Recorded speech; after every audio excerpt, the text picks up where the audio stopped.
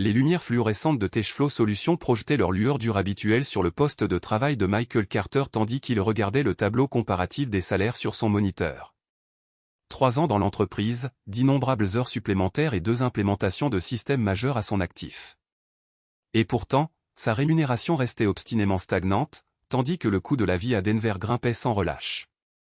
Michael ajusta ses lunettes à monture métallique et s'adossa à sa chaise ergonomique, la même que l'entreprise lui avait achetée lorsqu'il avait débuté comme développeur junior.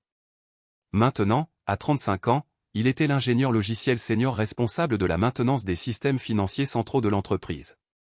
Son code faisait circuler des millions de dollars sans heure à travers des canaux numériques, mais son propre compte bancaire racontait une toute autre histoire. Un autre mardi passionnant au paradis, murmura son voisin de boxe, Steve, en passant avec une tasse de café fumant.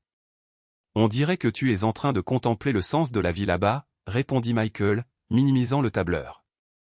Juste quelques calculs, essayant de savoir si je peux me permettre de continuer à travailler ici. Steve rit, mais il n'y avait rien d'amusant là-dedans. Bienvenue au club. Ma femme n'arrête pas de me demander pourquoi je ne vais pas dans l'une de ces startups technologiques du centre-ville. Apparemment, elle jette de l'argent à quiconque s'est éplé à algorithme. Michael hocha la tête distraitement, mais son esprit était déjà ailleurs. Dernièrement, il avait eu des conversations similaires avec Jennifer, bien que les suggestions de sa femme aient pris un ton de plus en plus mordant. En tant que responsable des ressources humaines dans la même entreprise, elle avait accès à des informations salariales que Michael ne pouvait que deviner. Ses commentaires récents sur leur situation financière teintaient d'une pointe de frustration qui le mettait mal à l'aise. La journée de travail continua avec son rythme habituel de révision de code, de mise à jour de système et de réunion d'état. Michael se surprit à regarder sa montre plus fréquemment que d'habitude, anticipant la conversation qu'il prévoyait d'avoir avec son supérieur avant la fin de la journée. À 16h30, Michael frappa à la porte du bureau au mur de verre de Robert Ray. L'homme plus âgé leva les yeux de ses 2 écrans et l'invita à entrer avec un sourire fatigué. « Michael, que puis-je faire pour toi ? S'il te plaît, dis-moi que tu ne viens pas me rapporter une autre urgence avec le système de traitement des paiements. » Rien de tout cela, dit Michael en s'asseyant sur la chaise devant le bureau de Robert. Je voulais discuter de mon forfait de rémunération. L'expression de Robert changea légèrement, devenant plus réservée. Je comprends. Que veux-tu discuter spécifiquement ? Michael s'était préparé pour ce moment, mais maintenant qu'il était là, ses mots soigneusement répétés semblaient inadéquats. J'ai fait des recherches sur les tarifs du marché pour un ingénieur senior avec mon niveau d'expérience, et je crois que mon salaire actuel est nettement inférieur aux normes de l'industrie. Je cherche un ajustement pour aligner ma rémunération sur mes contributions à l'entreprise. De quel type d'ajustement parlons-nous ? 60%, dit Michael, essayant de garder une voix ferme. Les sourcils de Robert se haussèrent. C'est substantiel, Michael.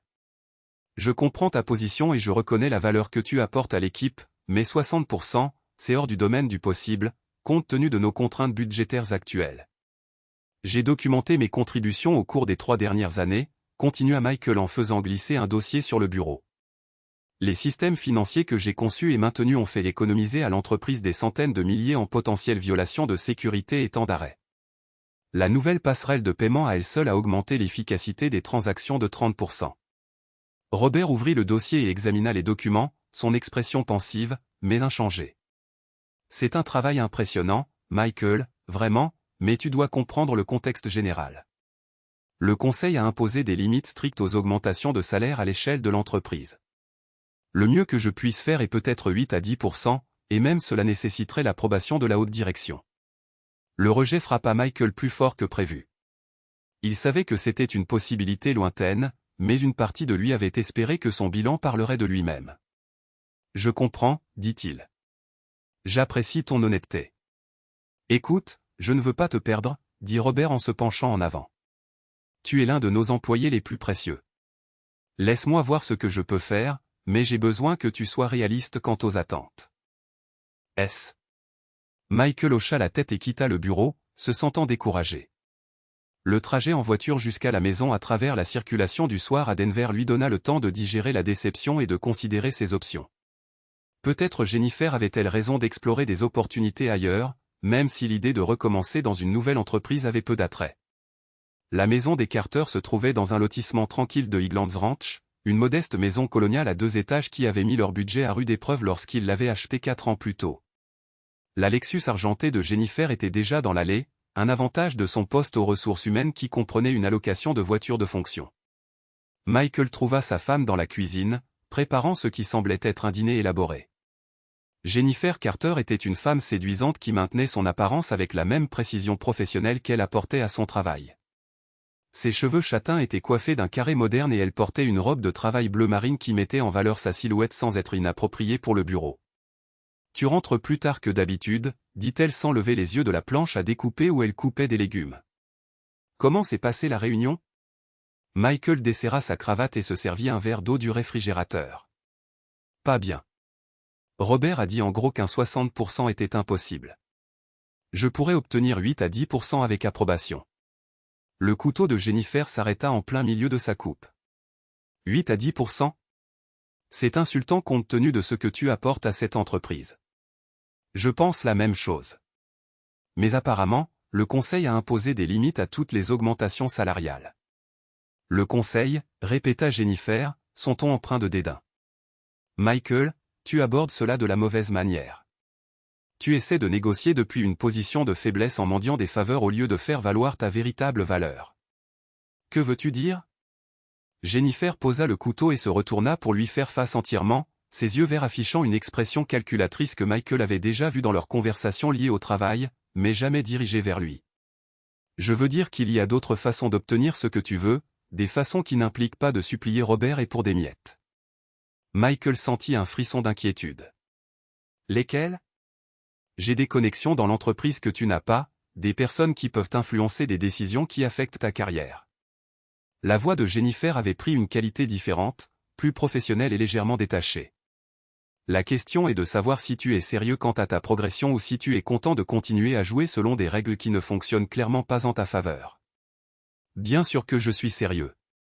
De quel genre de connexion parles-tu? Jennifer se rapprocha, son expression devenant plus intense. Il y a des personnes en poste de véritable pouvoir, des personnes qui contrôlent les budgets et prennent les décisions de personnel qui vont bien au-delà de l'autorité de Robert.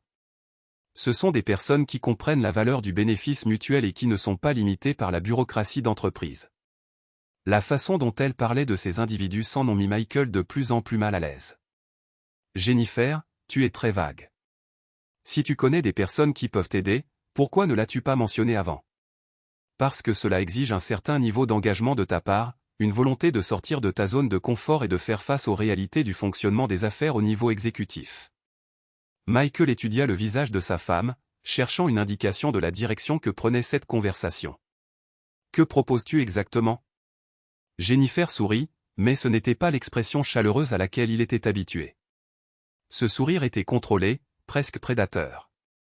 Je propose que tu me laisses organiser une rencontre avec 3 individus spécifiques qui ont le pouvoir d'approuver ton augmentation salariale, mais ce ne sera pas une rencontre d'affaires traditionnelle. Que veux-tu dire?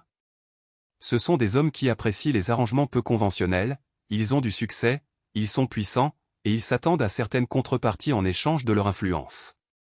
La voix de Jennifer s'était abaissée presque à un murmure. Ils s'attendraient à ce que tu leur permettes de passer une soirée avec moi. En échange, ton augmentation salariale serait approuvée en 1 semaine. Les mots frappèrent Michael comme un coup physique. Pendant un instant, il ne put pas traiter ce que sa femme avait réellement dit. La cuisine se sentit soudain trop petite, trop chaude, et il se retrouva à s'accrocher au bord du comptoir pour se stabiliser.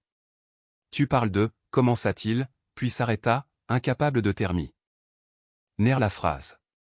Je parle d'un arrangement commercial, l'interrompit Jennifer. 3 hommes de ton choix, une soirée, et tu obtiens tout ce pour quoi tu as travaillé. Michael regarda sa femme sous le choc total. Jennifer, tu entends ce que tu dis? Tu parles de. Tu veux que je regarde pendant que tu. Je veux que tu sois pragmatique, l'interrompit-elle. C'est comme ça que les choses fonctionnent réellement dans le monde de l'entreprise, Michael. Les relations, les faveurs, les bénéfices mutuels.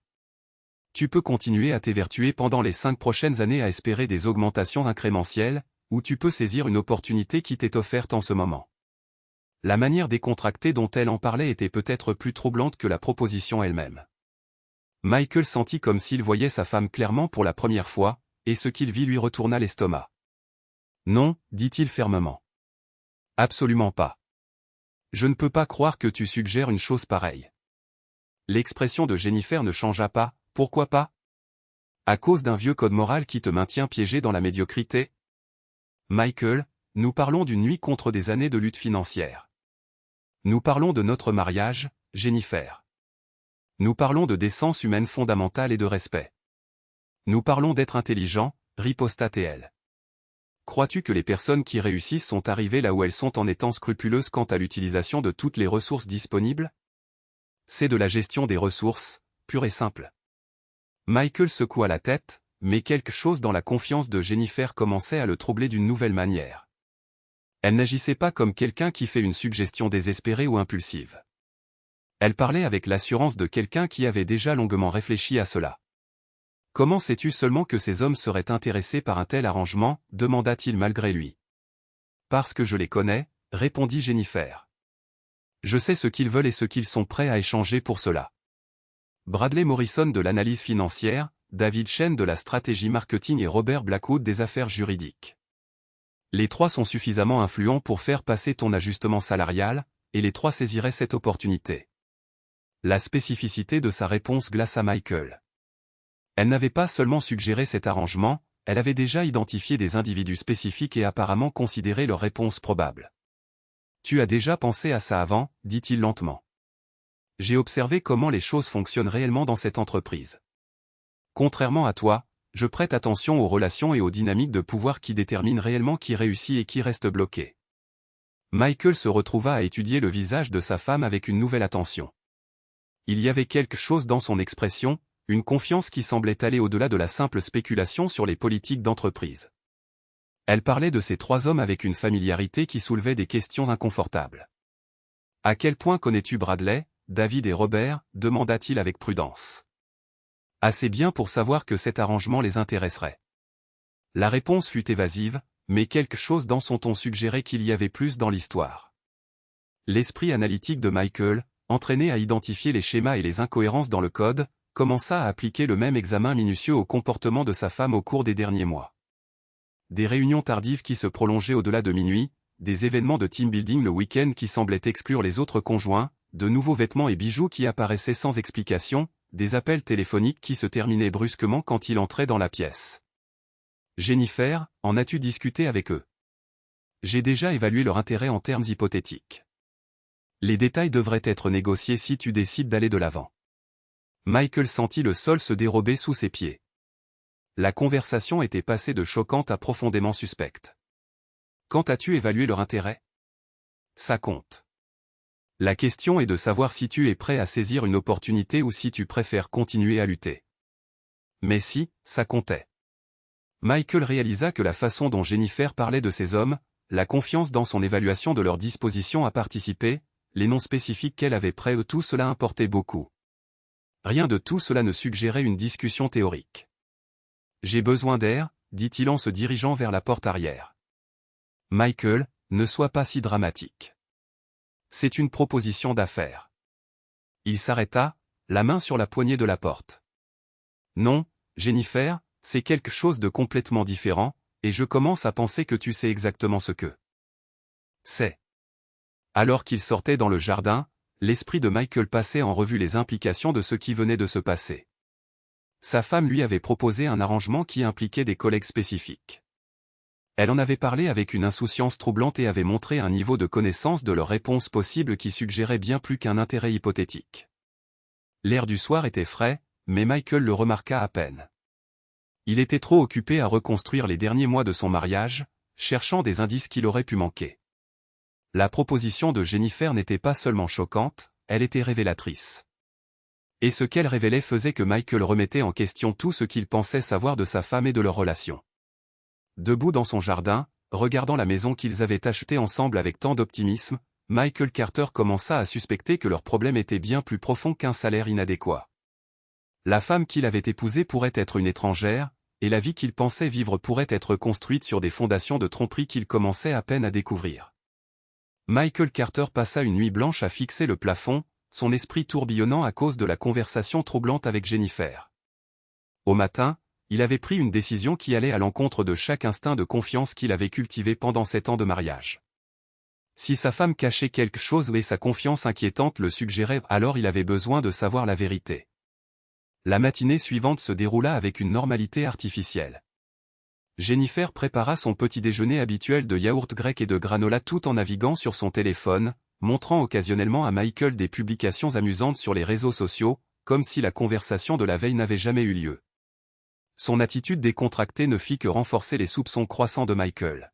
« Je vais prendre un long déjeuner aujourd'hui », mentionna-t-elle en vérifiant son reflet dans le miroir du couloir. Réunion budgétaire avec l'équipe de direction. Je ne serai probablement pas de retour avant 15 heures passées. Michael hocha la tête, enregistrant cette information. Je travaillerai probablement encore tard. La mise à jour du système de paiement ne va pas se déployer toute seule. Bien sûr que non, répondit Jennifer en embrassant sa joue d'un geste qui semblait plus mécanique qu'affectueux. Ne m'attends pas si je rentre tard. Tu sais comment ces réunions exécutives peuvent s'éterniser.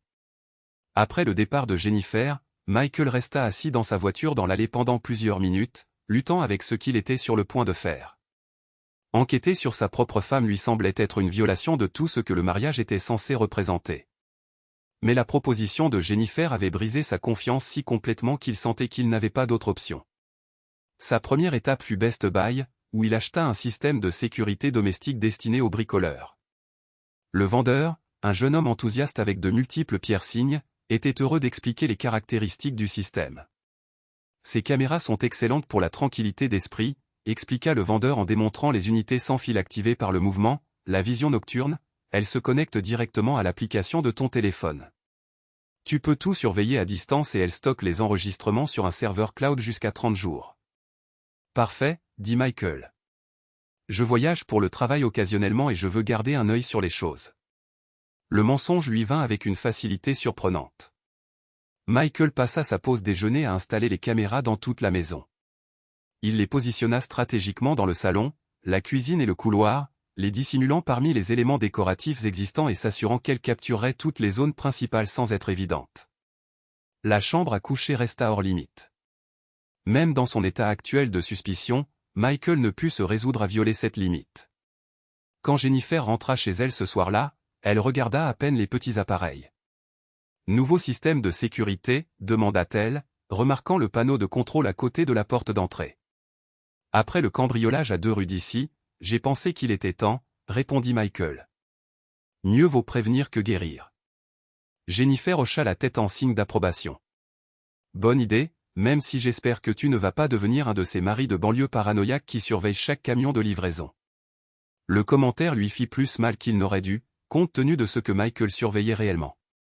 Pendant les jours suivants, Michael établit une routine de vérification des enregistrements des caméras depuis son ordinateur au bureau pendant les pauses déjeuner et les périodes creuses. Initial. Les enregistrements ne montraient rien de plus suspect que les activités normales de Jennifer, appels en conférence, tâches ménagères et visites occasionnelles de voisins. Mais le jeudi après-midi, tout changea. Michael était en train de revoir les enregistrements de la veille quand il vit Jennifer entrer dans la maison à 14h15, 30 minutes plus tôt que ce qu'elle lui avait dit. Elle n'était pas seule. Un homme grand en costume cher la suivit jusqu'au salon, et Michael le reconnut immédiatement, Bradley Morrison, de l'analyse financière. Ce que Michael vit ensuite lui retourna l'estomac. L'interaction entre Jennifer et Bradley fut intime d'une manière qui ne laissait aucune place au malentendu. Ils parlaient très près, se touchaient nonchalamment et montraient une familiarité qui témoignait d'une intimité établie de longue date. Michael se força à regarder toute la rencontre, documentant les heures et prenant des captures d'écran. Quand Bradley partit après 1 heure, Jennifer passa plusieurs minutes à ranger le salon et à ajuster son apparence avant l'arrivée prévue de Michael à la maison. La découverte fut dévastatrice, mais elle valida aussi les soupçons de Michael.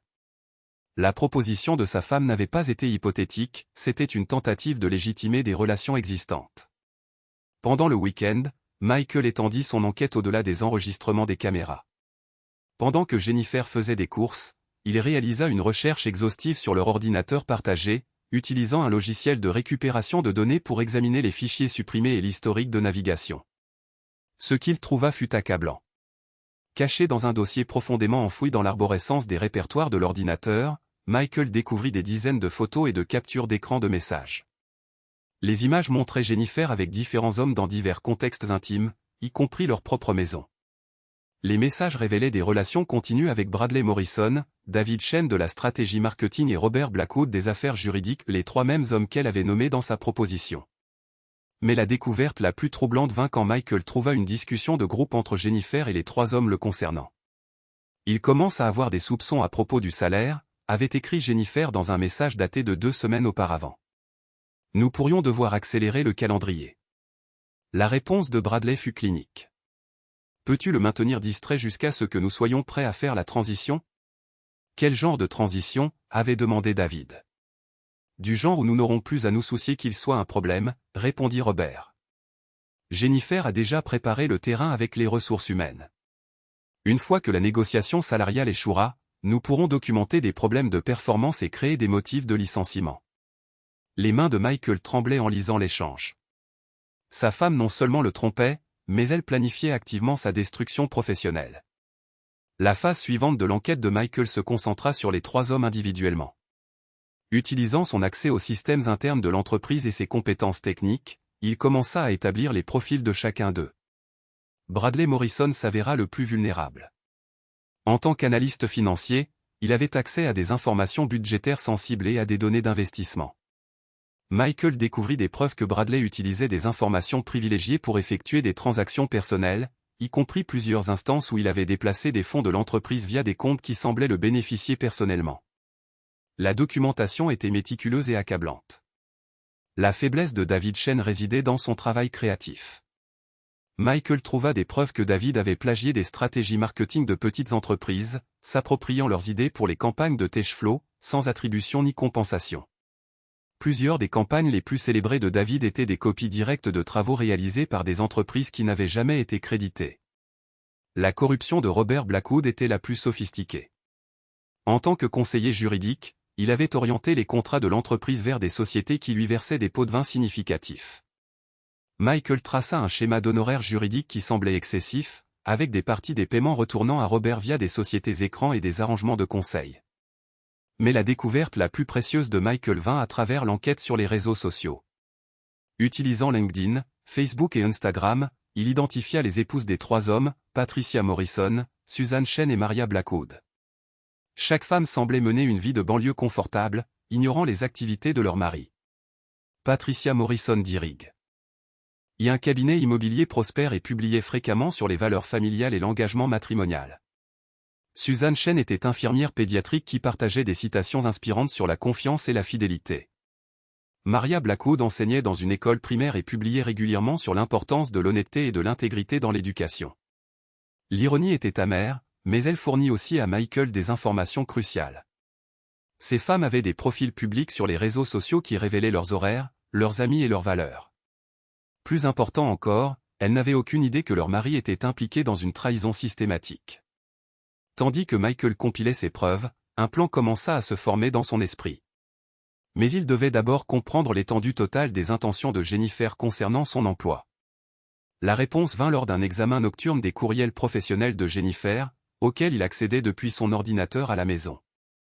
Michael trouva un projet de rapport de licenciement à son nom, daté du mois suivant. Le document détaillait des problèmes de performance fabriqués, des problèmes d'assiduité et des préoccupations concernant sa stabilité émotionnelle et ses conflits interpersonnels avec des collègues.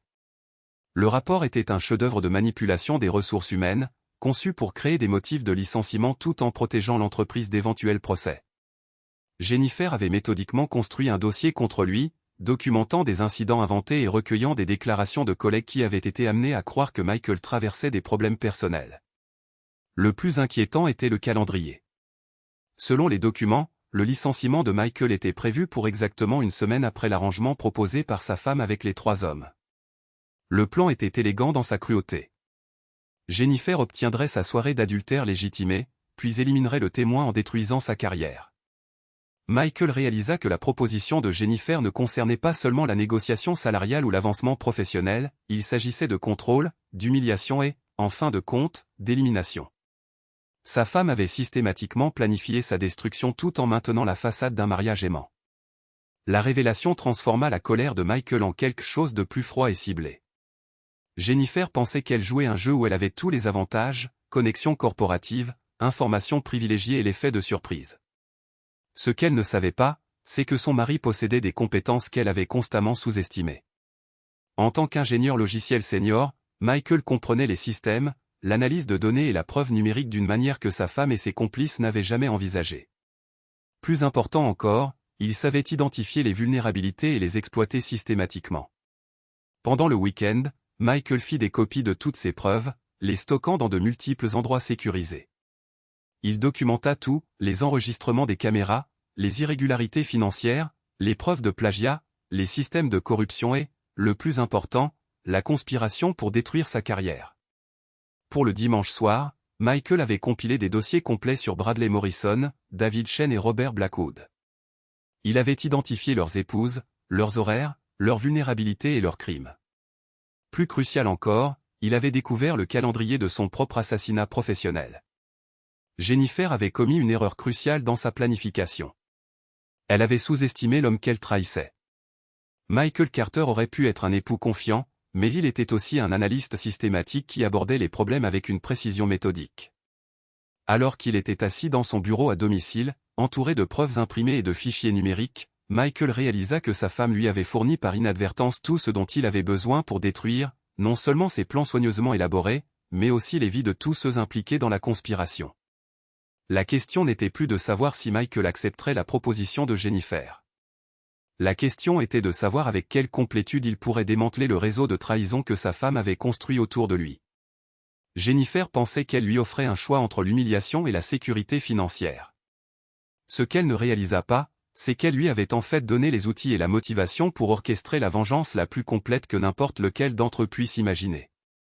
Michael Carter avait toujours été un homme patient, mais la patience combinée à une expertise technique et une colère justifiée créait une combinaison dangereuse. Sa femme et ses complices étaient sur le point de découvrir que l'ingénieur tranquille qu'ils avaient écarté était capable de jouer leur jeu bien mieux qu'ils ne l'auraient jamais pu. La quête de la vérité était terminée. C'était maintenant l'heure de la justice. Michael Carter avait toujours cru que la vengeance est un plat qui se mange froid, bien qu'il n'ait jamais imaginé que ce serait lui qui préparerait un tel repas. Alors qu'il était assis en face de Jennifer à la table du petit déjeuner, le lundi matin, il s'émerveilla de la facilité avec laquelle sa femme maintenait son masque de normalité domestique tout en orchestrant sa destruction professionnelle. « J'ai réfléchi à ta proposition, dit-il doucement, coupant sa tartine avec une précision délibérée. Jennifer leva les yeux de son téléphone, son expression soigneusement neutre. « Oh, et à quelle conclusion es-tu arrivé ? J'accepte tes conditions. » Michael la regarda directement dans les yeux. Bradley Morrison, David Chen et Robert Blackwood, ce sont mes choix.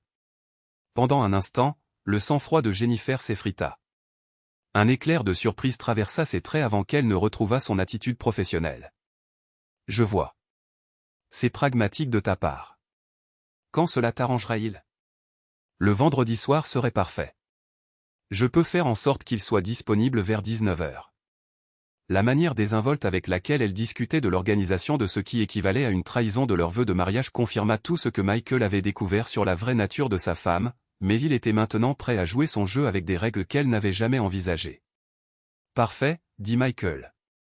Assure-toi d'être à la maison tôt ce jour-là. » Pendant les 4 jours suivants, Michael exécuta le plan le plus complexe qu'il ait jamais conçu. Sa formation technique lui avait enseigné l'importance de la préparation, des tests et de la mise en place de multiples systèmes de sauvegarde. Cette situation allait exiger toutes ses compétences. Sa première tâche fut de contacter les épouses des 3 hommes. Michael passa le mardi soir à élaborer des messages soignés via les réseaux sociaux, se présentant comme un collègue de leur mari qui organisait un événement de remerciement surprise pour l'équipe de direction de l'entreprise. Patricia Morrison, l'épouse de Bradley, répondit avec enthousiasme à son message LinkedIn. Quelle merveilleuse idée! Bradley travaille si dur et reçoit rarement la reconnaissance qu'il mérite. J'adorerais faire partie de toute célébration que vous prévoyez. Suzanne Chen se montra tout aussi réceptive lorsque Michael la contacta via Facebook. David a été sous beaucoup de stress dernièrement avec ses projets. Un événement de reconnaissance surprise semble parfait, dites-moi juste quand et où. Maria Blackwood nécessita une approche légèrement différente. En tant qu'institutrice, elle était moins active sur les réseaux sociaux professionnels, alors Michael la contacta via le site web de son école, s'identifiant comme un parent intéressé par les partenariats éducatifs entre Techflow et les écoles locales. Quand il mentionna vouloir surprendre Robert pour l'engagement communautaire de son entreprise, Maria offrit immédiatement son aide pour la coordination.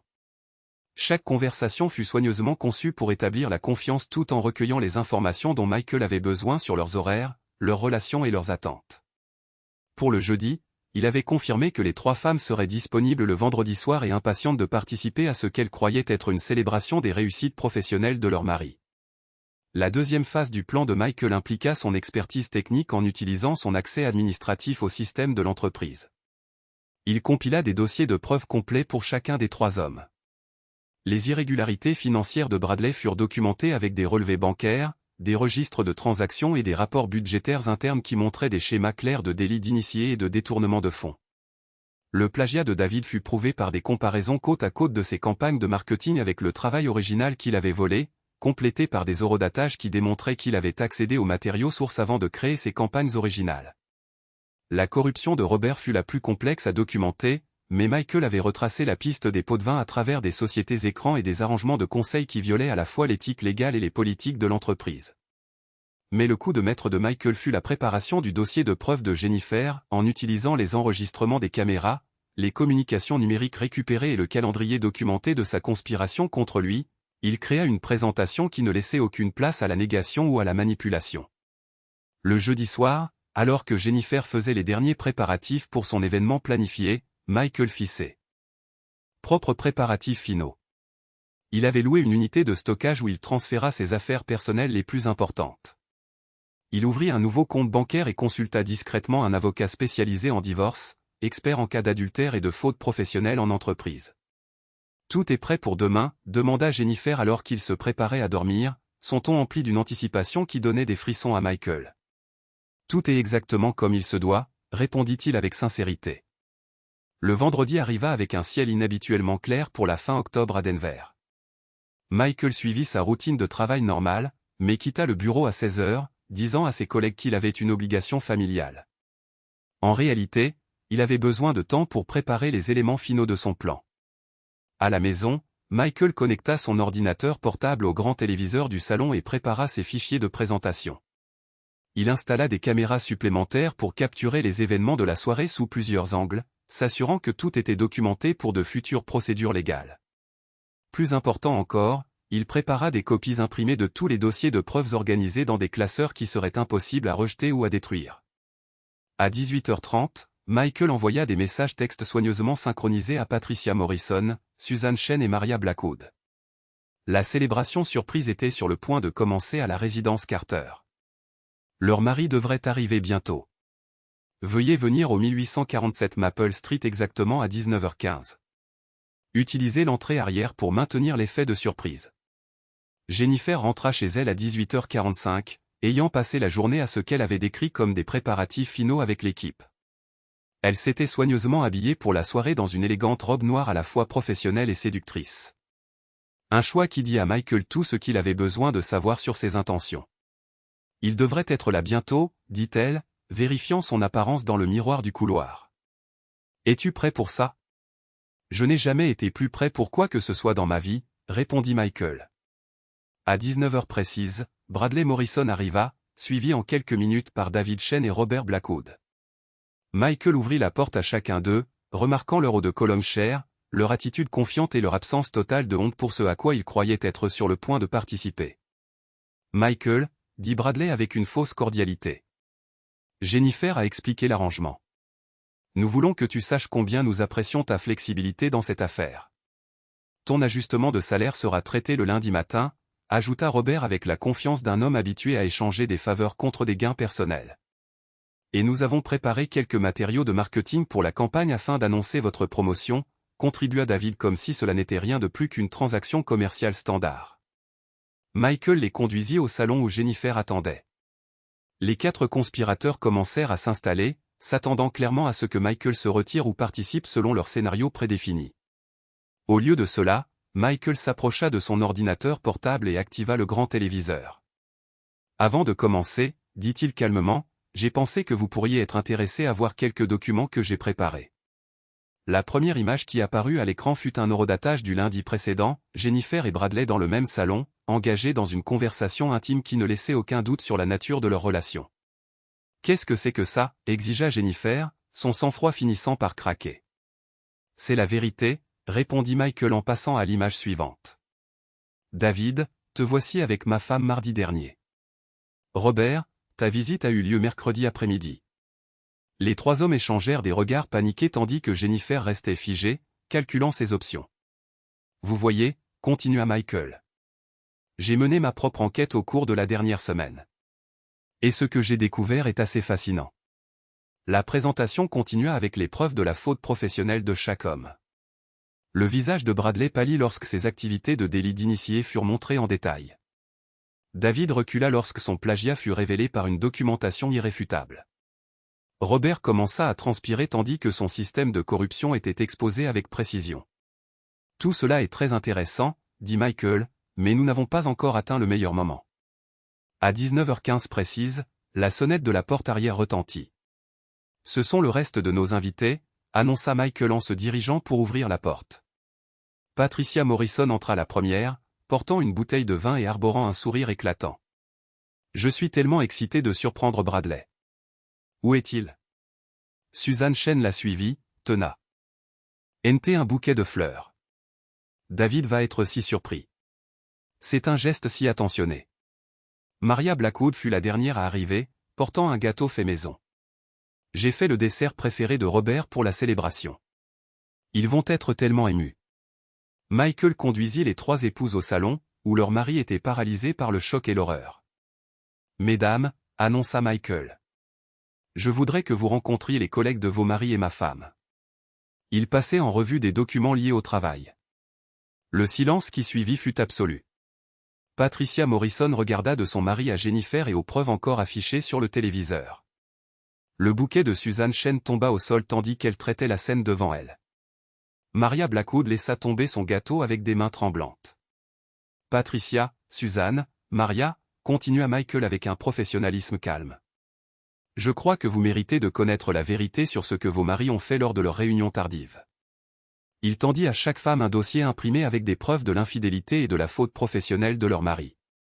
Vous trouverez une documentation détaillée de leur relation avec ma femme, ainsi que des preuves de graves violations criminelles et éthiques dans leur conduite professionnelle. Patricia Morrison ouvrit son dossier la première, ses yeux d'agent immobilier balayant rapidement les documents financiers qui prouvaient les crimes de son mari. Bradley, murmura-t-elle, que as-tu fait ? Suzanne Chen regardait les photographies de son mari avec Jennifer. 23 ans de mariage, dit-elle doucement. 23 ans. Maria Blackwood était devenue complètement pâle tandis qu'elle lisait sur la corruption de Robert. Vas-tu aller en prison, dit-elle à son mari d'un ton objectif de quelqu'un qui venait de calculer le résultat inévitable. Jennifer retrouva enfin sa voix.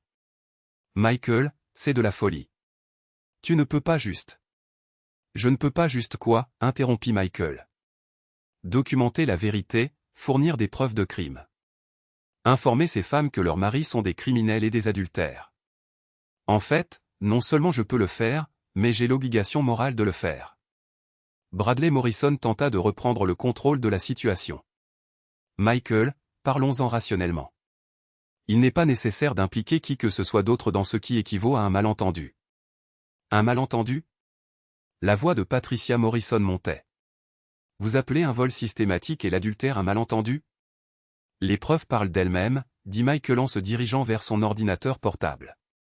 Mais si vous avez besoin de confirmations supplémentaires, il reproduisit des enregistrements audio des caméras cachées, des conversations entre Jennifer et chaque homme détaillant non seulement leurs relations intimes, mais aussi leur plan pour détruire la carrière de Michael et l'éliminer en tant que témoin potentiel de leurs activités. Robert Blackwood fit une dernière tentative pour affirmer son autorité. Michael, tu fais une grave erreur. As-tu une idée du genre de problème juridique que tu te crées ? En fait, oui, j'en ai une, répondit Michael en sortant un autre dossier. J'ai déjà fourni toutes ces preuves à l'ESG, à la division des crimes en col blanc du FBI et à l'association du barreau de l'État du Colorado. J'ai également déposé une plainte officielle auprès du conseil d'administration de Teshflo et envoyé un rapport détaillé à la ligne d'éthique de l'entreprise. La révélation que Michael avait déjà contacté les autorités plongea les 4 conspirateurs dans la panique. Vous avez également été licencié, annonça Michael aux 3 hommes. Votre accès au système de l'entreprise a été révoqué à 17 h aujourd'hui et la sécurité a été informée que vous n'êtes plus autorisé sur la propriété de l'entreprise. Jennifer le regarda avec quelque chose proche de l'admiration. Tu as planifié tout ça.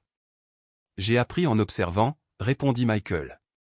La différence est que mon plan était conçu pour révéler la vérité au lieu de la cacher. Pendant l'heure suivante, les vies soigneusement construites des 4 conspirateurs commencèrent à s'effondrer en temps réel. Patricia Morrison appela son avocat depuis le salon, entamant les procédures de divorce sur le champ. Suzanne Chen contacta sa banque pour geler les comptes conjoints. Maria Blackwood appela la police pour dénoncer les activités criminelles de son mari. Les 3 hommes tentèrent diverses stratégies, déni, négociations, menaces et, finalement, supplications désespérées de clémence. Rien de tout cela n'eut d'importance. Michael avait tout documenté avec trop de minutie et leurs épouses avaient vu trop de preuves pour être influencées par des manipulations émotionnelles. Jennifer, confrontée à la destruction complète de ses plans et relations, tenta un dernier stratagème. Michael, pouvons-nous surmonter cela? Thérapie de C. Ouple, un nouveau départ. Tout ce que tu veux. Ce que je veux, dit Michael doucement. C'est un divorce. J'ai déjà déposé les papiers. Tu seras notifié lundi matin, en même temps que ta notification de licenciement de Techflow. 6 mois plus tard, Michael Carter était assis dans le bureau de son nouvel employeur, une start-up technologique à croissance rapide à Boulder. Son salaire était exactement 60% plus élevé que dans sa position précédente, obtenu grâce à une négociation légitime et une expérience avérée, au lieu de la corruption et du chantage. La nouvelle du scandale de Techflow avait fait la une de toute la communauté d'affaires de Denver.